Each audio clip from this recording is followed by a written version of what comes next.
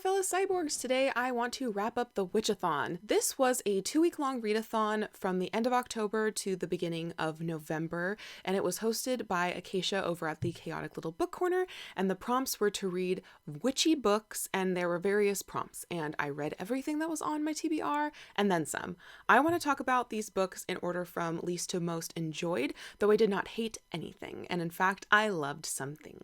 So first I want to talk about Mooncakes by Suzanne Walker with illustrations by Wendy Zhu. This is a graphic novel about a witch who uses hearing aids and her non-binary werewolf best friend from childhood as they reconnect because her friend is back in town. This was all like mystery quest sort of based of a plot, and I found it to be simple and did not completely thrill me.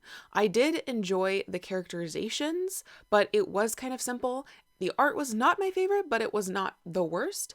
There were some really cute world-building elements to some of the scenes, very witchiness about it, but overall it was kind of forgettable and I gave it 3 stars. Next enjoyed was actually tied with the book I'm going to talk about after it. This is A Lesson in Vengeance by Victoria Lee, and this was part of the Chaotic Little Book Club Patreon book.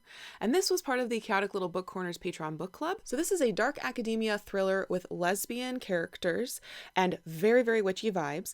It has one of my favorite plot devices, which is this magic or am I losing my mind? While reading this book, I wanted to buy a deck of tarot cards pretty intensely. Following a young woman, Felicity, finally remembered somebody's name today, and she is returning to school after a 6-month hiatus because she had a mental breakdown after the death of her best friend. The dormitory she's staying at has witchy historical significance to the town, and there is a new girl who has moved into the dorm who is a world's best-selling author, even though she's only 16 or 17, who is looking for her next new idea. Felicity is immediately drawn to Ellis, but Ellis is very mysterious, and things kind of go from there, and there are witchy cults, and it is very wintry at times and autumnally. The vibes are great. The atmosphere is great. I don't, off the top of my head, remember why I didn't love this. Somehow it must just not have reached my maximum expectations, but I would totally read this again. The audiobook was an enjoyable listen, and it is very, very atmospheric for the going back to school times with, if you want a psychological thriller with witchy vibes. So I highly recommend this, and yeah, you should read it. Next up, also with a 3.75 star rating, is The Once and Future Witches by Alex E. Harrow. I listened to this on audiobook. The audiobook is great. This is a long, and it is a alternate history historical fiction novel all about witches, and the world building is so dense and rich. However, I think I'm just not a big historical fiction person. I can't tell you why, but I really never love historical fiction. This, however, was everything I wanted and more. There is a lesbian romance, there is one black character, and there's like a subplot with black culture in this alternate history. There is sisterhood coming back together. There is a potentially asexual character in this novel as well. I really have no complaints over this, except for the fact that it's historical fiction, and something about it just never quite gets me right in my I love it forever vibes. But you should read The Once and Future Witches too. That is 100% recommended. You should read it. It is great. Give it a try. So next up is The Haunting of Hill House. I listened to the audiobook for the first time, though this is my first reread of this novel. When I first read this, I gave it 4 stars, and now upon rereading, I am still giving it 4 stars, so I didn't love it anymore. I was kind of expecting to love it more, but I didn't. Partly, I think I enjoy Jackson reading it physically more than listening to it because I really enjoy her writing style, and I tend to listen to audiobooks faster and savor the language less. And I think Jackson, I need to read in physical format in the future. So I didn't have as much fun picking apart the little details and the weird quirks to her language as the first time, but I still really enjoy this haunted house story. I still really enjoy the characterization of Eleanor. One day, I too will have my own cup of stars, and you should read this. I recommend it. This is a good place to start with Shirley Jackson, but I just think you should read Shirley Jackson. So 4 out of 5 stars, still enjoyed it as much as the first time. However, I also reread We Have Always Lived in the Castle by Shirley Jackson, also through audio for the first time, reading this for the second time. This got 4 stars as well. However, the first time I read it, it was a 3-star read. I enjoyed this so much more on the second read. The audiobook was great.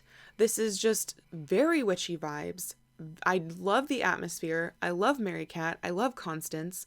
I hate the town. I love how this book ends. It is great. One day I will probably love it and give it 5 stars, but for now it has been bumped up a whole star rating and I really enjoyed it, and you should read this too. And my favorite read for Witchathon was Cemetery Boys. I rated this 5 stars when I read it in March. It was this year that I read it for the first time, and I read it a second time and I still love it. I listened to the audiobook again because the audiobook is great, and audiobooks are like the only way I'm getting through books right now also. This is just so good. This is about Yads, who is a trans brujo in his witchy family, but they don't think that he will be able to get magic because he wants to be part of the male magic traditions because he identifies as a young man, and his family are like, no, you are a girl, so you will be doing the girl magic or you won't be doing magic. That's just the way things are.